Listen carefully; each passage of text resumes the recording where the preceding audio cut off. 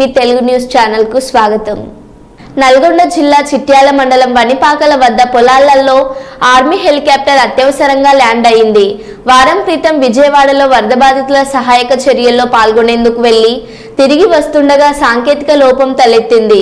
దీంతో అత్యవసరంగా పొలాలలో ల్యాండ్ చేయగా చూసేందుకు ప్రజలు తరలివచ్చారు.